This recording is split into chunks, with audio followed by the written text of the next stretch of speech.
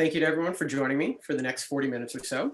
To be clear about the title of this presentation, the phrase good content can refer to a very broad realm of what's considered content. And I wanted to preface that I'll be focusing mostly on visual content, such as video and photography.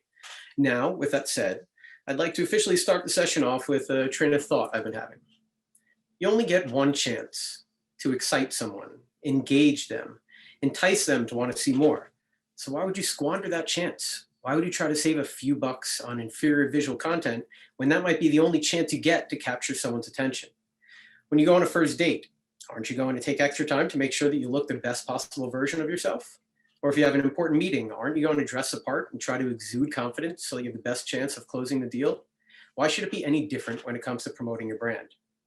You should be spending extra time making sure that what you're going to show the world represents its ideal visual. Then and only then can you confidently blast it out for the world to potentially and hopefully see. I can understand that in today's fast-paced digital world, the belief is to get as much out in the arena as possible, to hope that it gets seen. But because of the saturation in our market, doing that is unlikely to have any real results. It will be swiped by either up, down, left, right, or however people are swiping nowadays, and no one will ever remember seeing it. Instead of quantity, you should be focusing on quality, on producing brand-specific, high-resolution, and perceivably distinct luxury content that really captures the essence of your product. The visual which showcases that piece in its best light. Now that might actually get clicked on instead of swiped just right past. And yes, of course, there are no guarantees that any of this will help, but you also don't know if you're going to succeed on that first date and maybe get a second one. You also don't know if you're going to actually close that deal in your important meeting, yet you are going to do everything you can to have the best chance at achieving your goal, even if it means buying a new outfit, getting your hair did, or buying a flashy new accessory. So if your goal is to sell a beautiful piece of jewelry, then you should do everything you can to have the best chance of success. And that starts with good creative content.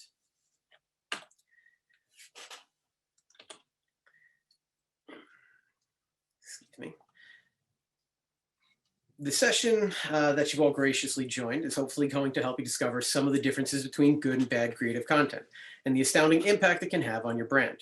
It will showcase a few of those differences, including practical ways to assess your existing content. It will also help identify pathways to acquire quality content and how you can use it to elevate your digital marketing strategy.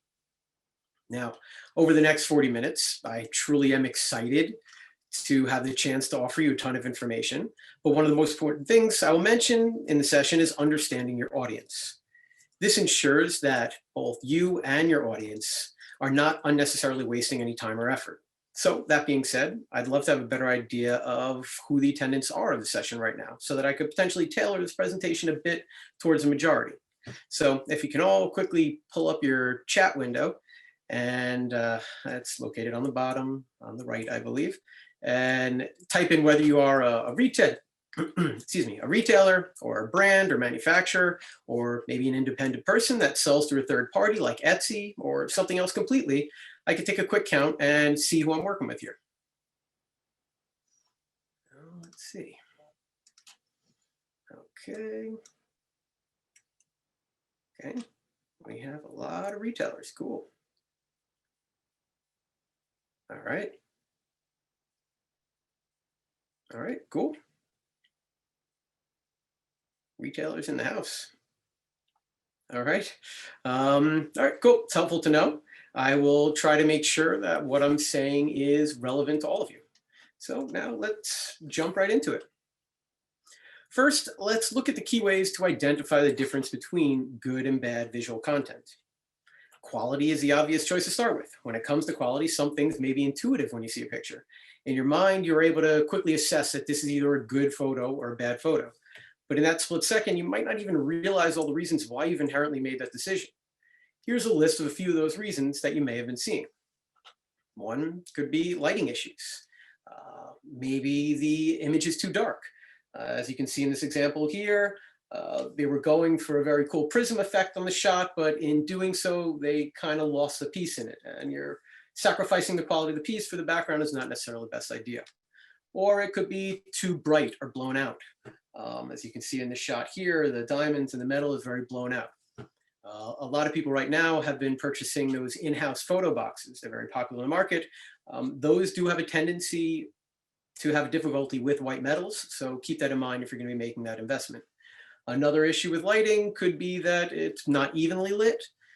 Sometimes it's intentional for mood lighting and lifestyle, but I would not recommend using this technique for product shots when your customer really needs to be able to see the entire product.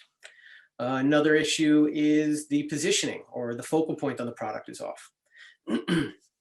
If you're only showcasing one shot of your piece and it's at a poor angle, it's not really going to help your chances of selling it. Therefore, you could be highlighting the wrong part of the piece. So, for example, if you're shooting an engagement ring and you shoot at an angle which shows more of the shank instead of the head or the center stone, that's not using the ideal visual. Another issue is sharpness or clarity. This you definitely recognize. If the piece is blurry overall, that's a problem. Sometimes it's partially blurry and the back of the ring is in focus, but the front is not. It could also be too sharp, shows too much detail in the piece, including all the blemishes and the imperfections. At IGS, we use a focus stacking technique, which is we take multiple captures of the piece at different focal points, and then we use the technology to merge them all together. This results in an extremely high-res detailed shot, but it also typically requires more retouching, which leads me to my next point. If it's overly retouched or looks photoshopped, there's a fine balance between keeping a shot looking organic and natural and having it look fake. There is a time and a place for organic versus retouched, like with social media versus website product shots. On social media, it's okay to have that natural organic look. That's what actually consumers are proven to like on social media. But on your website, you should have a good, sharp product shot. So understanding your media and your audience, very important. Poor color balance. There's a lot of areas in the color of the shot that could be a problem, or maybe the overall color could be way off, or maybe you get color bleed, like in the first image shown here, where the green from the stone has bled into the diamonds and metal, causing them to be a greenish yellow hue, or the pieces could be overly saturated and look like a cartoon or fake, or the metal color is off or inconsistent throughout, which is a real pet peeve when customers are looking at a gallery view on a website, like the inconsistent golds that you can see here. One other issue that you might have are busy backgrounds that are cluttered with props so that the piece gets lost in the shot, or the background color is too close to the product color and it doesn't pop off the screen the way it should, and instead it ends up blending in with the background. Utilizing a kind of background could also limit you to only one use, because other media outlets like Amazon need a clean white background. So in this situation, if you go with a colorful or unique background, you may end up needing to take multiple shots, which could add costs. Resolution can obviously be an issue, whether it's too low res and you might have a zoom feature on your site to see detailed. Well, if you zoom in on that instead of detail, you're going to see diamonds that look like Rice Krispies or pixelated tinfoil. Or it can actually be too high res and end up slowing down your website loading time. This can affect your SEO and can cause a customer to lose interest and leave your site. Scaling is also a big problem. If your scale is off, the actual size of the piece can be very deceiving. Maybe the jewelry is too small to see on your product page, or you can't get a sense of a length of a necklace or pendant. You might want to shoot on model or on bust or on a mannequin so that the customer can get a feel for the actual size. You might also confuse a customer, like on this picture here. Rings and bracelets can definitely look the same depending upon how you scale them. When you look at this, can you tell me which are rings and which are bracelets? I promise there are both. It can be pretty confusing at times, which can also hurt the customer experience. Just to see, don't know if you got them right, if you took a guess, but very difficult to tell here by the way that they're all sized and the scale of the piece. And one last quality issue I'm going to mention could be poor cropping. Maybe there's too much white space, so the piece is too small in the picture box, or there is too little white space or air, so the piece gets cropped off or looks awkward with the background. For example, if it's a dark background on your website with white picture boxes, that just would be, it wouldn't be aesthetically pleasing if it's cropped poorly.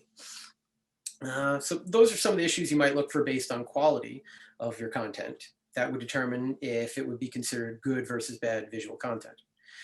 Another key difference to help determine whether your content could be deemed good versus bad is ensuring that it's on brand. One example is your overall color scheme and mood of your site. Some brand images call for soft, bright, and airy themes, and others for dark and mysterious. Understand what yours is before you produce your content. Loop Jewelry uses warm pink hues and prefers softer imagery with product shots that don't need to be too sharp. The backgrounds of their shanks are usually a little softer to blend into the background, and their overall brand identity is warm and inviting. Another client, Samuel B., they also made sure the entire mood and feel of their website is on par with their brand identity. They make Balinese jewelry in Bali. So they actually travel to Bali each year to produce their lifestyle photo shoots. This ensures that their content is always on brand. You should always be using backgrounds and props that are consistent with your brand identity. For a white theme website, it might not make sense to shoot your product shots on a dark background. That contrast might be too harsh or off-putting. Being cheeky with fun and different props might be appropriate sometimes, but don't go too crazy and completely lose your brand identity in the process. Finding the ideal lifestyle model for your brand and your audience is very important to staying on brand. Gemlock, for example, as you can see with these images, we've used younger models for their high fashion jewelry versus more mature models for brooches and pins. This is based on the understanding we have for their customers and what will resonate the best with them with each segment. Another example is that bridal goods should potentially incorporate a male model. For years now, the brand Fauna has done that and they have been extremely successful. Maybe there's a reason. Men are the ones typically purchasing the ring. So it is nice to have some representation in the ads we're looking through when it's that time for us. Making sure your content is right for your audience is key as well. If you are a soft-spoken conservative company, you might not want to go with something too sexy or provocative. That could turn off your customers, especially if your main customers are located in the Bible Belt. Being too playful or fun with your content can be tricky at times. Always be mindful of the climate of the economy or the world at the moment. This was extremely evident during the early part of the pandemic. And another climate to think about is the weather. Highlighting an inaccurate season might be a mistake. If Texas is your biggest region, you might not want to showcase winter or snow in the background of your content.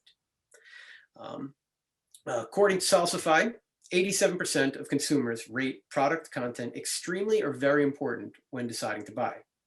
So this highlights the importance of good product content, whether it be photography, 360-degree photography, or video. And that leads us into some examples of what I subjectively deem to be good content. As I had mentioned in my opening thought, the right visual content, especially photographs seen on a website or social media feed or email blast, can play a major role in whether a customer will engage with your brand, skip past your brand, or actually be turned off by your brand. So based on some of the issues that we learned could lead to bad visual content, here are a few tips for creating good photography content. As I mentioned a couple times already, instead of quantity, you should be focusing on quality. Produce a good luxury image that truly represents your product. Outsourcing to professionals is ideal instead of shooting it in-house or with your iPhone. You also don't want to just shoot a ton of shots and go with the spray and pray method, in which you spray a bunch of content out there and pray that some of it sticks and resonates with your customers. Go with high resolution photography. You may only need it for your website right now, but are you going to be adding a Zoom feature? Will you eventually have other forms of campaigns like digital publication or print ads? If you ever intend on using those images for other purposes, then you will eventually have to shoot the pieces again. And now you've more than doubled your initial cost. You're better off going with a higher resolution shot to start with so you can use it for any medium or opportunity that comes your way. Be relatable. Honestly, it might not be all about just a quality product photograph. Most customers do want to see what your product could look like on them. And unless you're spending a ton of money on an augmented reality app like Blue Nile did, then you might want to think about using a live model or maybe even a mannequin, bust, or a silhouette. Let the pros help. You were great at your job. That is why you are where you are right now. Well, that goes the same for us. You should be focusing on what you do best while letting the professional photographers focus on what they do best. Instead of buying a camera, having your accounting intern try to take photographs, or telling your sales rep that he needs to skip a sales meeting to shoot some new pieces. Allocate your resources and time as efficiently as possible. Be original. Think outside the box a little. It can't hurt. As long as you stay true to your brand identity, you can brainstorm color ideas, unique backgrounds, or different prop ideas. We've done, every year we do a catalog for Alberto Collections, and each year they have a different theme that they go with for their catalog in which we utilize props. This year's theme was travel. So each one of their pages incorporated real props that we shot with the products to fit the theme of travel. And it was a lot of fun for us to shoot. And I think it works very well. It's a very high res and high quality looking piece. And it allows for the props to speak to the entire book. If they don't take up the space on the page poorly, I think they complement very well with the product. If you are having any trouble being original, then find inspiration. Use Pinterest, scroll through Instagram hashtags. Heck, do what we all need to do more of and get outside and take a walk. And when you do, look everywhere else besides down at your phone. Or you can ask someone else. And what I mean by that is get some fresh eyes on your ideas. Ask your friend in a completely different industry what they think. Ask your spouse or partner for their advice. I do that very often. You can even survey your customers to hear what they would like to see from your brand. And sure, I understand with higher quality comes a higher cost, but are we really talking about a huge difference per piece? No. There are a few 47th Street product photography studios in New York City that are churning out low quality images at around $25 to $30 per image that too many luxury brands think are good enough for their needs. I don't like good enough. Yet there are other studios nearby, like ours, producing what we believe to be beautiful high-end product shots for $40 to $50 per image. And we're sometimes deemed as too expensive. We're talking about a difference of $15 to $20 per shot. Of course, most companies have entire collections they need shot. So amortizing that amount against a line of 50 pieces can add up. But when each fine jewelry piece can cost anywhere from $500 to $50,000, I have to believe there is some extra margin in there for an additional $15 to $20. Especially if a beautiful luxury photograph is the reason someone clicks and eventually purchases a $5,000 piece of jewelry. Well, the markup of that piece probably just paid for your entire photo shoot. Multiply that by the potential sales from the other 49 pieces that were shot, and it looks like you've made a pretty good investment there. According to the customer survey conducted by Weebly, 75% of e-commerce shoppers say product pictures are very influential when they are deciding whether they want to buy the product online. This was back in 2018, and I can only imagine that now, due to the pandemic and the state of the jewelry retail of the past year, this number has grown immensely. I have a few examples here of some of our imagery that, again, I'm subjectively deeming as good visual content, but it's also based on the engagement we've gotten in social media and the engagement that our customers have gotten by using them. For example, this ring shot has very nice color balance throughout. The lighting really accentuates the piece. You can see vibrancy in the diamonds as well as the yellow stone. You can see the depth of the facets within the yellow diamond. Really came out to be a very nice premium photograph. For this one, we were a little original with it. Most watches are shot as a soldier. For this one, we actually went a little outside the box and got a great response to it. I think that this angle actually showcases enough of the piece so that you can really see almost all of it. You can see the detail of the stones around the side. You can see what's happening on the face. You really get a good feel for the piece, but it's not just a straight soldier. On something like this, we really did a good job of being on brand. I mean, obviously you can see the sea turtles, we have the ocean feel. The overall lighting is very soft and consistent throughout. You can see the reflection of the sun in the piece and the shadow it's casting. It's all very, very consistent and on brand. And an image like this is all about the positioning. You can see that it's scaled very well for the shot. You get a full idea of what it is. It's a soft image. The stones that were used in this, it's a special kind of stone. They need to have that organic feel, and that's what this does have. So again, those are a few examples of what we think is good content. 360-degree photography, the tool you didn't know you needed. It's the perfect blend between photography and video. Even though this solution has been around for quite a while now, capabilities have continued to improve, and for some reason, it had still been underutilized until recently. Some of the main advantages of it are it's interactive. They can elevate your website's user experience. I mean, it is fun and engaging. It puts a customer in control of how they want to view your products. But I swear it's like being a DJ. I mean, you really get lost sometimes spinning this if you have a very good platform for it. Bridging the gap. What I mean by that, this is referring to the gap between online and brick and mortar. This is one of the closest options to being able to pick up a piece of jewelry and twist or spin it around to see the entire thing. It is useful. It allows you to fully inspect the whole piece, especially if your 360-degree platform has zoom capabilities like you see popping up here. This means if your product has a ton of unique or hidden details on different parts of it, you can now showcase all of them. It's also economical. Taking advantage of the 360-degree process allows you to get upwards of 50 decent photos of one piece for the price of 3 to 4 premium photos. It creates confidence with your customer. The customer really knows what they're getting and will feel more confident making a purchase. This also typically results in fewer returns because they're not surprised when they get and see all the features of it. It looks like what it's supposed to. And lastly, it helps you stay competitive. Your competitors are starting to use this feature more and more, and you always need to stay up to date in your technology in order to stay relevant. I do have a link to some more examples here, but I'll maybe come back to it if we get a little more time. I just don't want to make sure I don't go over on my time. Content is king and video is the crown. Businesses across the country are maximizing their conversions through the power of video. In today's market, as I've been saying, good visual content is the key component to enticing, impressing, and ultimately selling your customer. For a long time, all you needed was a compelling brand message or some really good pictures, but now no one has the time or patience to read a long story about your amazing company, nor does a simple picture speak 1,000 words like it used to. Consumers today want to learn as much as they can about your company and products while being visually blown away with your capabilities. And all this has to happen in less than 15 seconds. There's really only one way to possibly meet this expectation, and that's with video.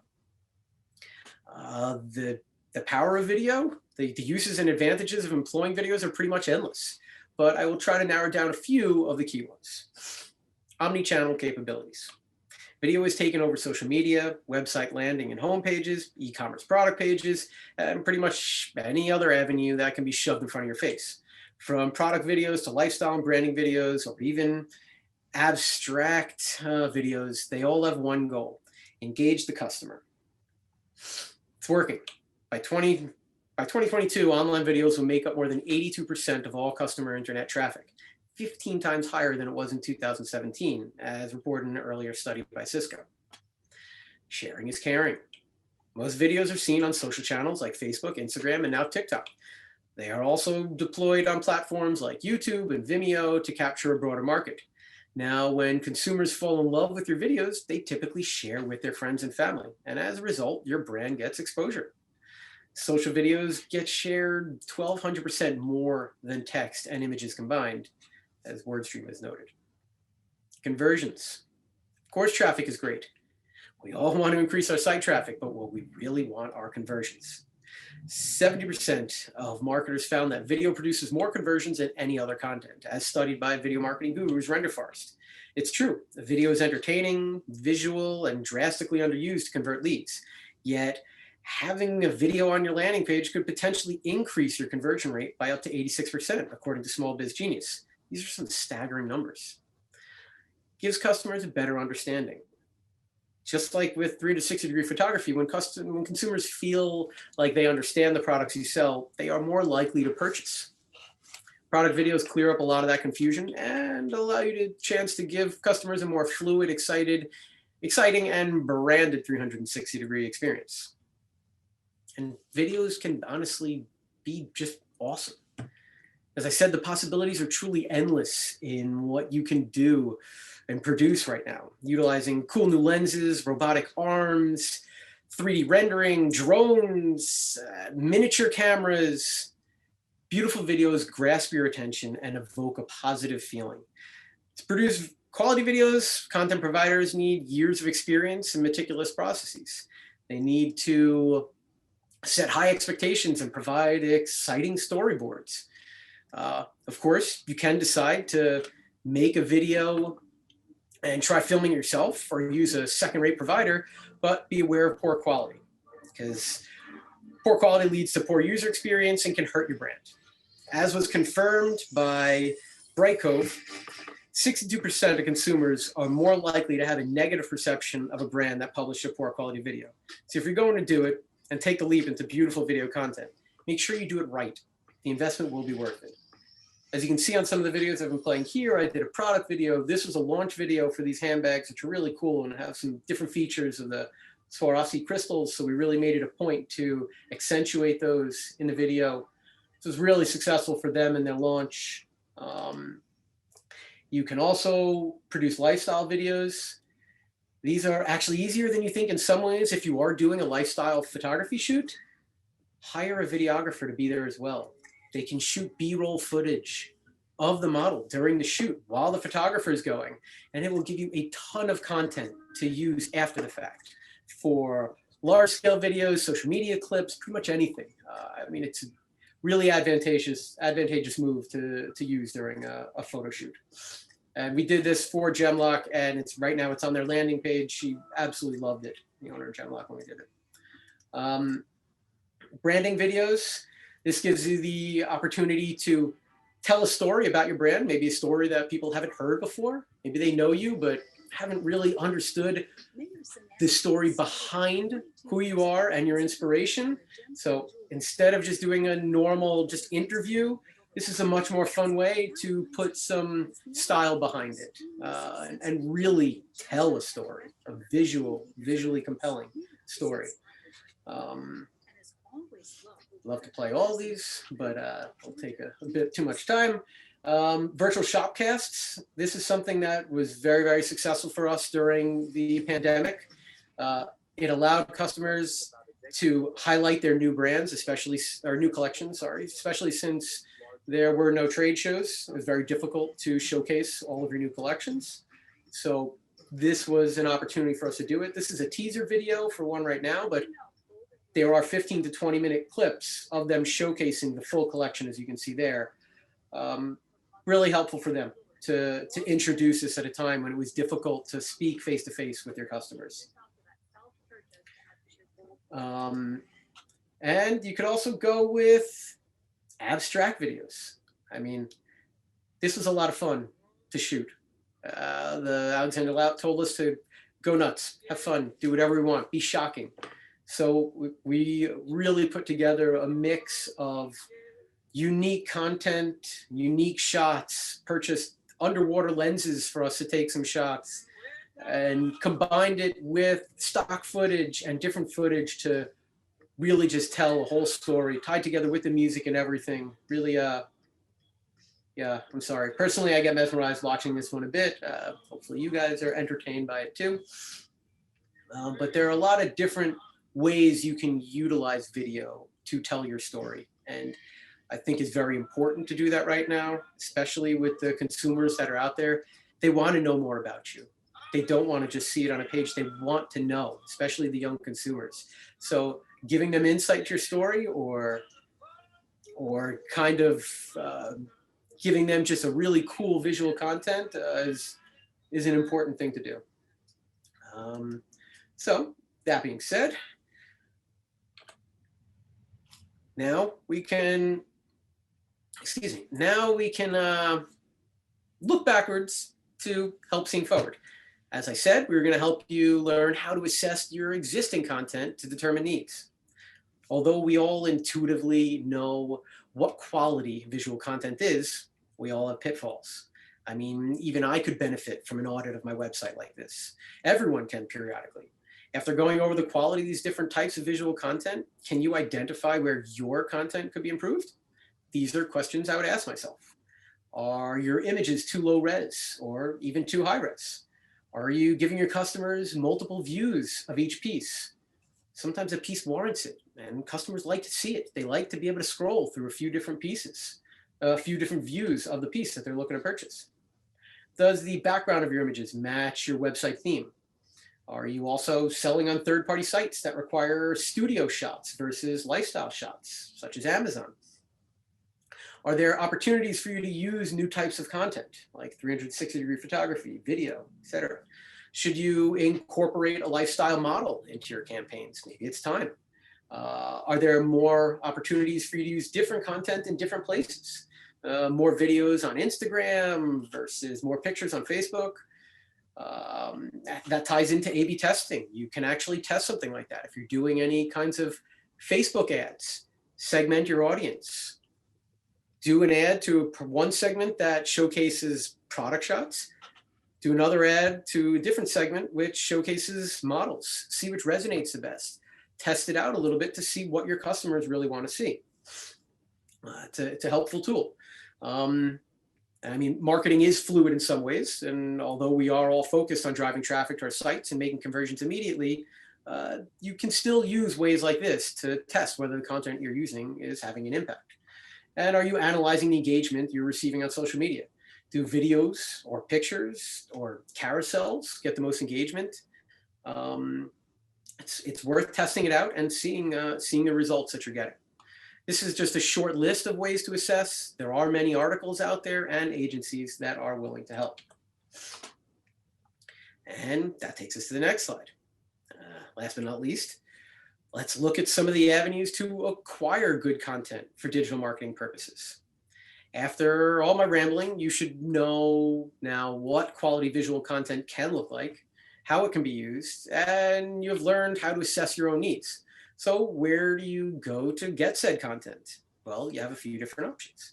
You can create the content yourself, but that means purchasing new equipment and software, learning how to use it, upgrades and upkeep, teaching your staff how to use it, or hiring new employees to take care of it.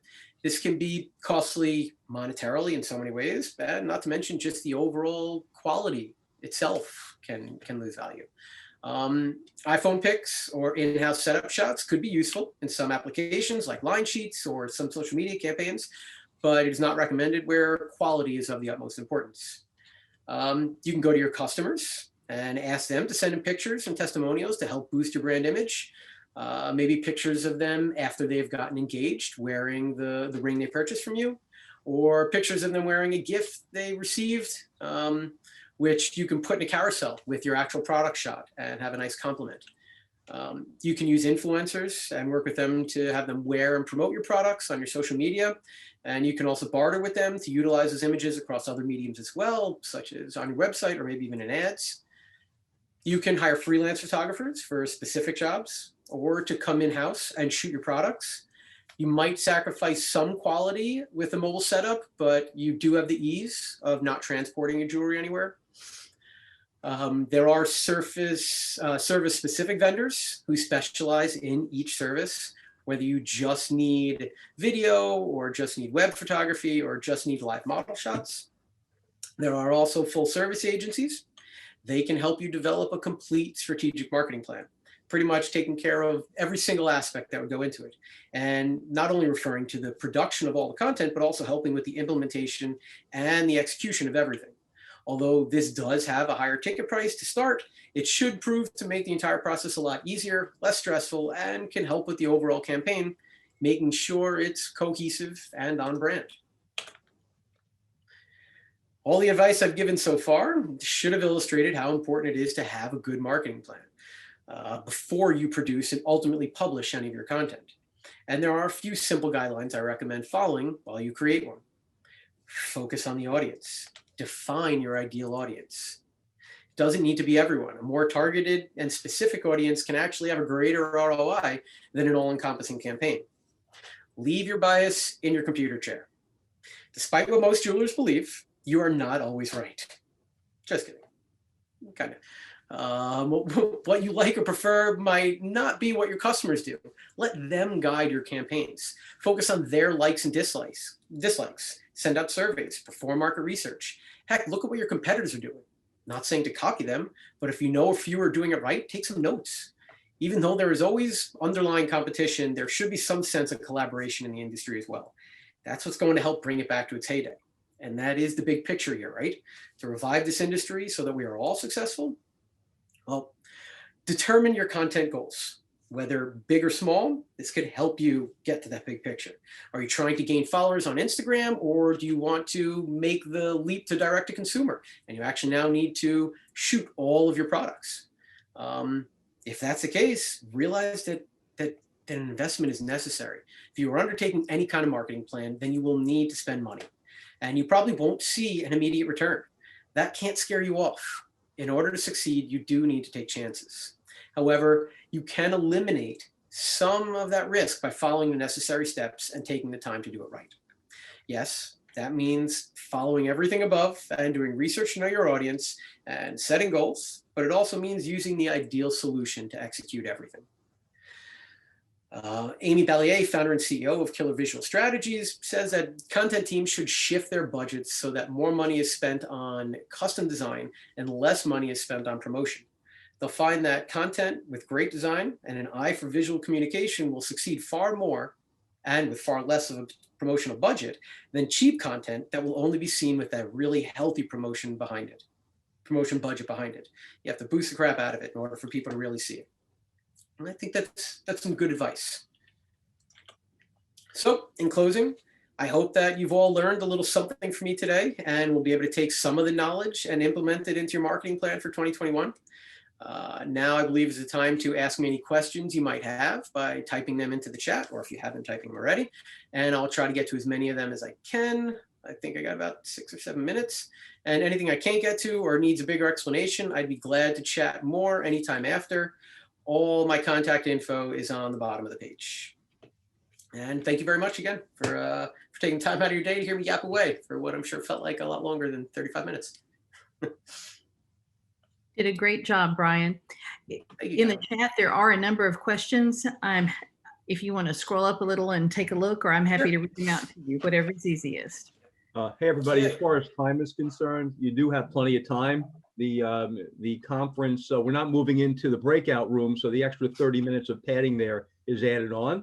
That means you got the 45 plus 30, hour and 15 minutes total, so up till 4:15 to an absolute stop. So you got plenty of time to answer the questions if you'd like, Brian. Okay, cool. As long as people don't mind hearing me talk for a little more, that's fine with me. We are all in for it. You go. Thank you so much. So Amir Thomas, are these $40 to $50 shots? Let me go back to the photography portion of it. The shots that we're taking, something like this one, falls into that range. Yes, this is a part of our standard photography.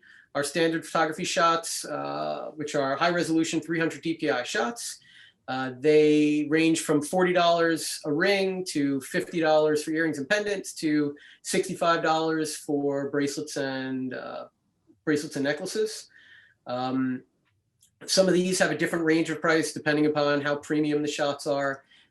Rings like this can go anywhere from $75 to $150, depending upon how intricate the design is of the piece and the type of retouching that goes into it. Yeah, hopefully that helps a bit. Is there any Shopify app for 360-degree round pick? That's a very good question. I know there are a ton of plugins for Shopify. I am pretty sure by now they have added in something like that.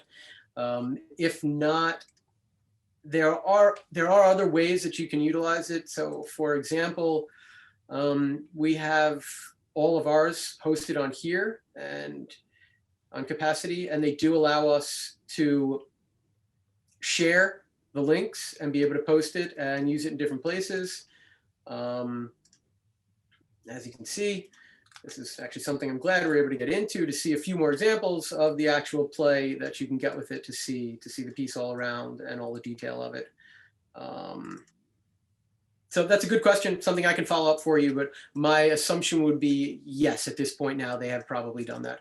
Shopify is very good about that. They are really growing and growing and growing and catching on to all the new technology that's out there. Okay. Hi. I noticed that many of your photos are shot in white, minimalistic backgrounds. This is the best for showcasing a product, plus providing details on the web. But does this apply to social content as well? I've noticed that contextual shots perform better because they feel less sterile. I'd love to hear your thoughts. I agree. I think there is a place for all these different types of content. A lot of what I've been showing here, especially on white, I think is more catered towards e-commerce and good product shots, to really showcase the piece itself. But when it comes to social media, we did find that we would post for a lot of our accounts. We were posting our beautiful high-res photos, and those would actually get less engagement than when they even showed a customer showing it on their hand. The quality might have been very poor, but that actually resonated better. So we started moving to different types of campaigns for our social media shots, in which we go with a more organic look. We set up a theme and a storyboard, and then we'll take an entire day to shoot a whole bunch of shots based on that theme. We will use more natural lighting and shadowing effects, and we won't heavily retouch it. We'll really give it that organic feel, because you're 100% correct. Those types of shots do perform better on social. Debbie Fox. You're a jewelry photo video company located where? We are located in Midtown Manhattan. If you want to work with us and you aren't local, how do you work remotely, especially with videos? We have worked with people all over the States and overseas, honestly. The jewelry can be sent in to our office. You can ship it in as long as you're comfortable doing that. All jewelry does need to be insured when it's on our premises. We do have a TL30 safe to lock it all up when we're not, when it's not in the studio. We are on the entire floor. It's ours. We have a secure pass-through window and an alarm system set up and everything else. So everything is safe once it's in our studios. But dealing with a few natural color diamond people that are giving us, $15 to $20 million pieces, it's kind of difficult to insure up and down in regards to that. So yes, you can send it in to us, and we will take it, shoot it, and ship it back to you. Totally possible. Do it all the time. Okay. Please give us a pricing estimate for video. Our videos typically start for the basic 360-degree videos. Something like this starts at $150 per video. Usually there's a setup fee, and we try to get about 2 to 3 videos to make it really worthwhile. If you're giving us a high quantity, then we can work with you to do a better rate. There's always room to do bulk. Some of the other videos, it's a complete range, has to deal with the storyboarding that goes into it, and how many different angles shots we're going to take. We could do multi-sequences of those product videos, or, something like this takes a lot more. Price is really to be determined based on what kind of content you're supplying us and what you really want us to do with it. These can range anywhere from $3,500 to $5,000 to put some of these together. What camera equipment do you recommend? So I do know a lot about everything we're doing here, as I've been brought up through the ranks, but I am not truly the technical guy. It's actually my brother who's a photographer. He knows more of that information, but if you want, you can email me and I'd be glad to talk with him and give you some recommendations as far as camera equipment. That's to Amanda Walsh. Renee S., are the white backgrounds done in editing, retouching? Sometimes yes, sometimes no. On our standard shots, something like this one, yes, we shot this in a special way that we have to shoot some of our standard shots, and then we added the reflection afterwards. So we silhouetted it out of the background, which, as you can see, this is a difficult silo to make sure that we got all the intricacies of that chain. And and then we put it onto white background. This is natural. This is shot naturally on a white background. Those are natural shadows. Everything on here is 100% natural. We've been doing a lot more of that. It's our Lux product photography, where we've been using shadowing and lighting in order to have this really long, dramatic effect. And it's been very, very popular. Rebecca, my brand's colors are black and gold, with our main background is white. We mainly use a white background, but some stones don't look great on a white background, so I shoot them on a black background. These are my e-commerce store photos. Do you think it cheapens my brand that I have a white background and black backgrounds? I don't think that contrast is always bad. I need to see it, and I'd be glad to as well. I'd be happy for you to shoot me an email, and I'm glad to do a free audit of your site and give you some pointers. I have no problem. Anyone that's listening here today, if you've taken the time to, like I said, hear me yap away for this long, I would be glad to help you out in any way that I can and offer tips and advice. So send it to me. Let me see it. I'm a very visual person, visual content. So once I see it, I could let you know what I think. Someone said, yes, there are Shopify 360 apps, lots of them. Figured as much. Okay. Oh, that's you, Rebecca. Thank you. What is an optimal size resolution for gallery photos? Are we talking about on Instagram? Typically for web, I mean, our shots that we take are usually around 3,000 by 3,000 pixels. Like, we'd like to have that as a minimum. Amazon is more around 2,000 by 2,000 pixels. Excuse me? Yeah, it looks like Peter Parkman. Oh, I think someone else has somehow entered in. Sorry, I'll see if I can take care of that. That's okay. Optimal size resolution. Also, I can take a look at that after and see. I'd probably look it up just to make sure what's the best. Pretty easy to Google that one and find that one out. Is there a WordPress plugin for 360 videos? Christy, same thing. I need to look into it for you. When it comes to website development, we do have strategic partners that we work with. One of our favorites is Nano Web Group. They're also located in New York City. They helped us with fully create the Gemlock site that we put together, gemlock.com, and they are mavens in the industry and have been for a long time. So when a lot of these questions come in, I usually talk with them. That's typically how we work at IGS Creative. We do position ourselves as a full service creative agency, and whatever we can't do in-house or don't have the capabilities, we have a bevy of strategic partners that we work with in order to help us do any of the other projects that are coming in. Instead of hiring someone novice to be part of our business, we'd rather partner up with experts so we know they're doing it right as well. And we stay on board and try to use our expertise to help manage the project and oversee it. Okay, Brittany. If I am an independent artist, retailer, small home business who may not have the budget to go full out, would you say it's worth it to invest in a few quality shots? Do you think that would be okay if I had to mix it with shots I have to take myself? I think there is a very good place for that, especially if that's the case and you are a smaller company, home business. It can be very daunting to take shots of all of your pieces. In a situation like that, I might say investing in a few quality shots that you could maybe use as the banner on your website and as the top of the different landing pages for your different collections. I think those are good areas that you could maybe invest to have a higher resolution shot, because that could typically stay for a long time. Your products may change, but you could leave something like that up for a bit longer. And if you invest even in a couple, if it's done right and they are truly high quality, you can get longevity out of them. There are a lot of different ways to manipulate those photos, pull them off the backgrounds, put them on other ones, change their colors if you make new stones, the same piece with different color stones. It's helpful. I believe that it could be helpful to take a few. You don't have to break the bank doing it, but I think there are advantages to doing it. Brian, if you could scroll ahead to your contact info on the last yeah, that's what I was one. trying to go. I thought I had gone through it. My You were apologies. almost there. Okay. Is there a tool you use to line up the products to maintain consistency? making user experience better. That's from Renee. Are you talking about in order to maintain color consistency or scale?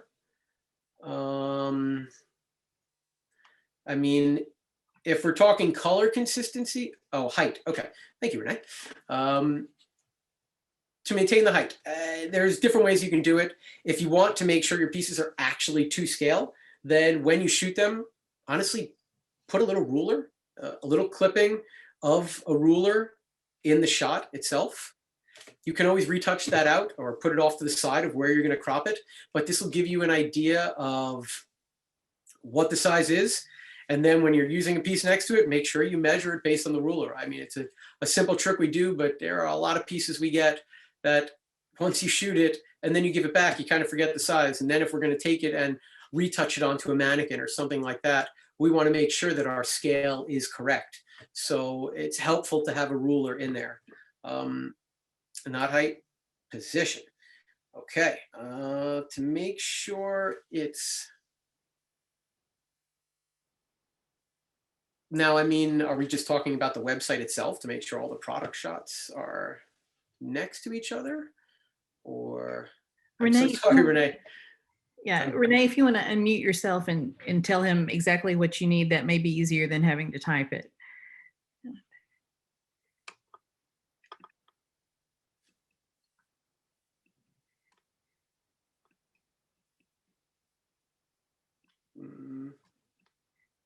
Oh, while she's doing that, I can jump into the color portion of it. As far as color is concerned, if you are savvy at all with Photoshop, there are ways to create actions, different kinds of actions, and I don't have my Photoshop open right now. There are different tools that you can use to, the term is skipping my mind right now, to create a function for your yellow gold that will set the adjustments and the levels and everything you would like. Gosh dang it, can't remember the names. I'm very sorry. That set it up. We have that for a number of our clients that we work with. For IJM or David Morris, we shoot all of their shots come in 3 colors, in white, yellow, and rose gold.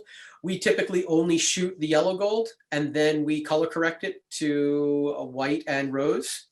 That is, first of all, it saves them money. Instead of spending the $40 a shot, they're spending $40 for the main shot, and then they're only spending around $15 to $20 for the color correction to be done. And we have actions that are set up that we can use to make sure that it's consistent every single time we do it. So there are tools for it. I'm so sorry, it's skipping my mind what the name of that tool is. In fact, I'm going to open up Photoshop while we're talking, and then I'm just going to be able to look and see. Okay. This is what I meant for position. I'm going to look at your screenshot. Helpfully, you can share screenshots in the chat. It's pretty cool. Oh, let me put back up. It looks like I have lost my screen. I'm not sure why that happened.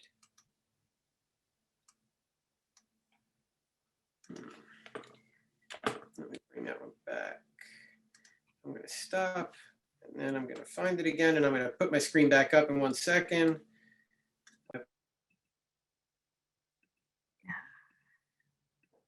Okay, unmute my sincere apologies. Don't know why that happened.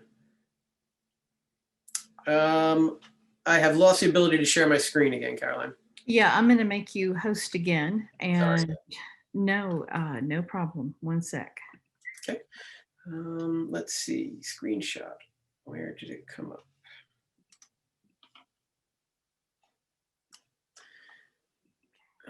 Okay. Okay. We should be back on you again. Okay.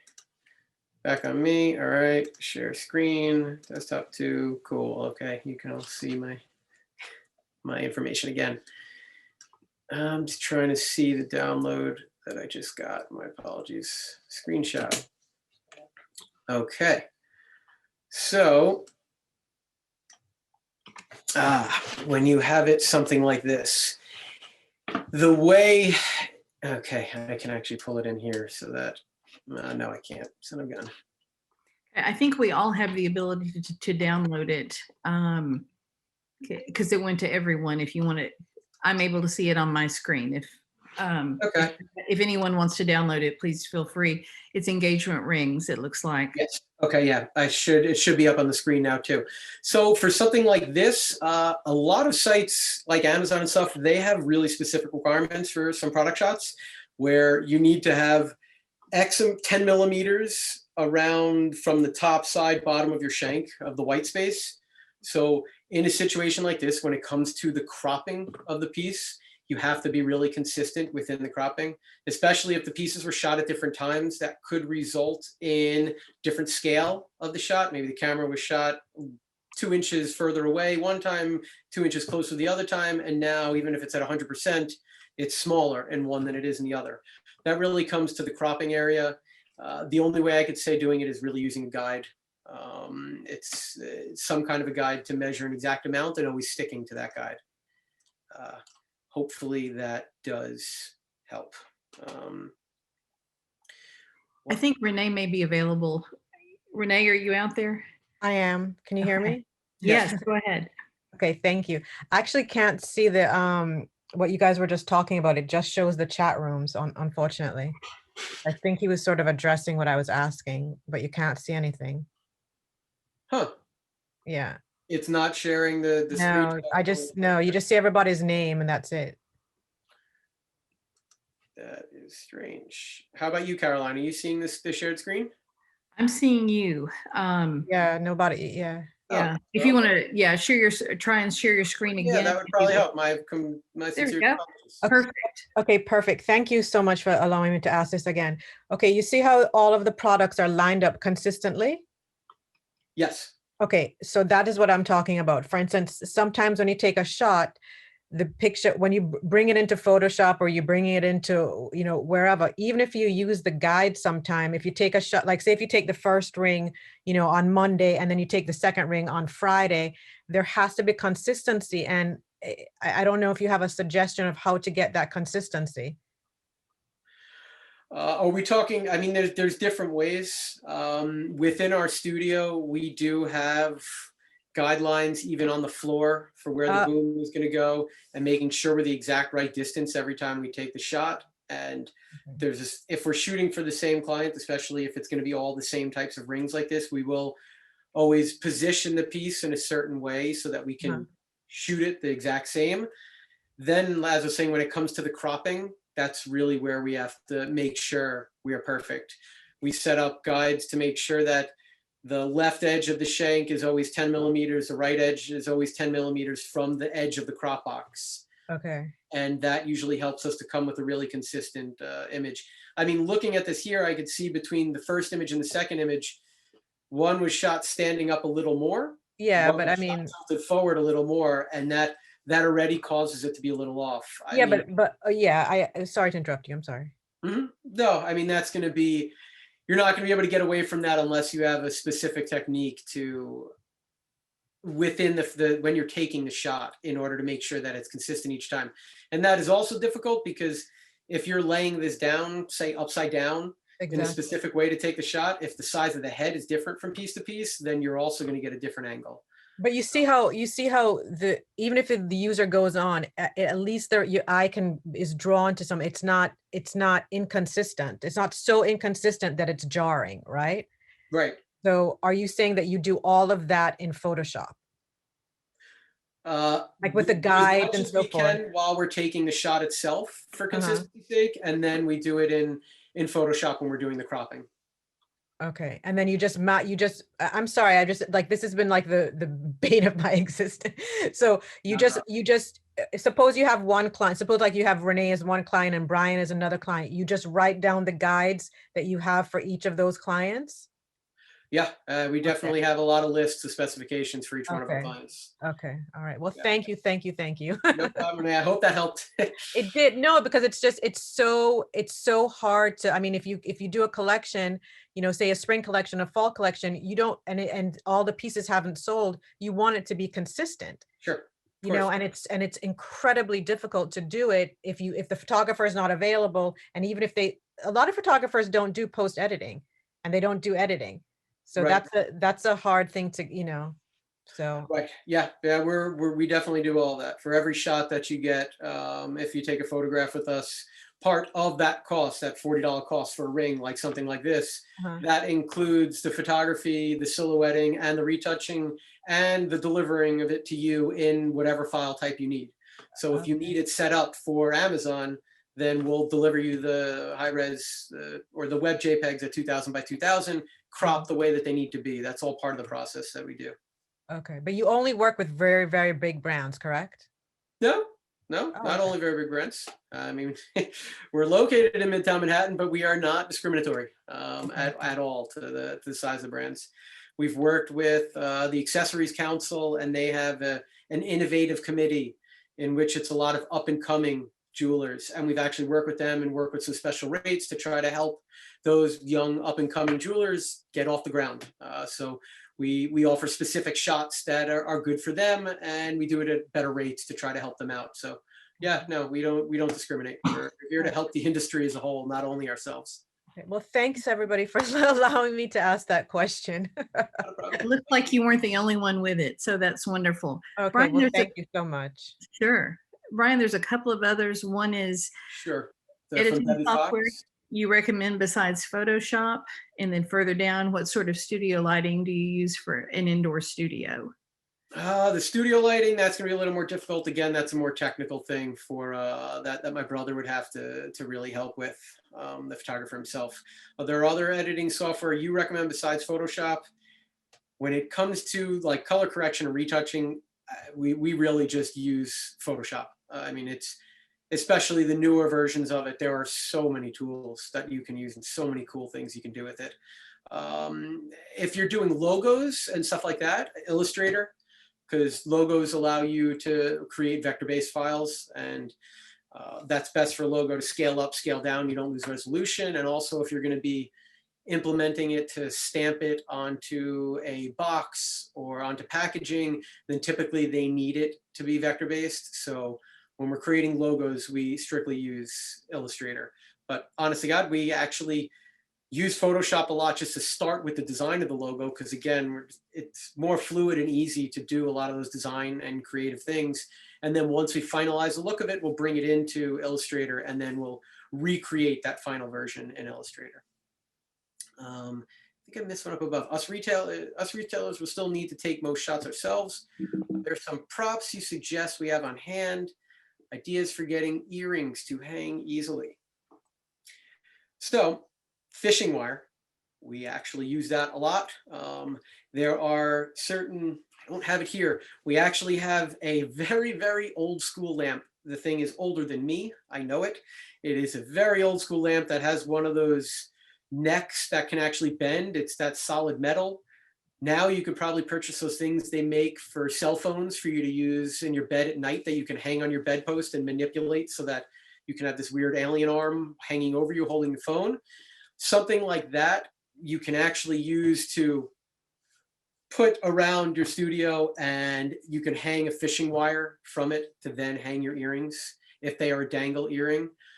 Fishing wire, since it's clear, it is pretty easy to retouch out in post. So, I mean, even on videos, we actually do that for a lot of our videos. And on black, the 360 videos we have on black backgrounds, typically you'd be able to see something like that. But if it's only on the top, that's an easy thing to mask out, even video. So for earrings, I think that's good.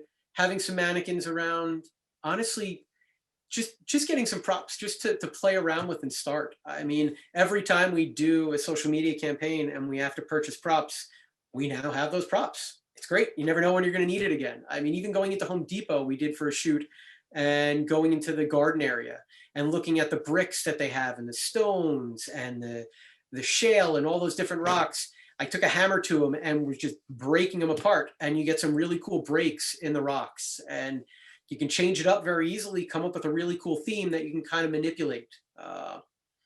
Layering of boxes is really big right now. White on white on white causes a really simple shadow and depth of field, but it's also very clean. and it allows you to position your area, your pieces in different areas. Also very cheap. You can create a lot of that yourself, different kinds of boxes. Molding, if you're going to Home Depot, go to the framing section, go to the scrap metal section or the scrap section. Pieces of molding that they have from frames or from moldings on the wall also can be really cool. Different ideas that you can use. Hopefully that helps there. Yes, yellow gold is difficult to make consistent. I agree, Christy. How many product shots do you recommend? Per piece, if you're going to be showing it on your, this is Amir again, if you're going to be showing it on your website, I mean, typically right now, I think 3 to 4 different kinds of images are good to have. And that almost doesn't even necessarily mean you need to take that many shots. If you're doing a bracelet, you could take a rounded shot of a bracelet. You could then take a full-length straight shot of the bracelet. Then you can do a cropped image of that same shot. Instead of taking another shot, crop in on it, show detail, make one of your alternate views a detail shot of it.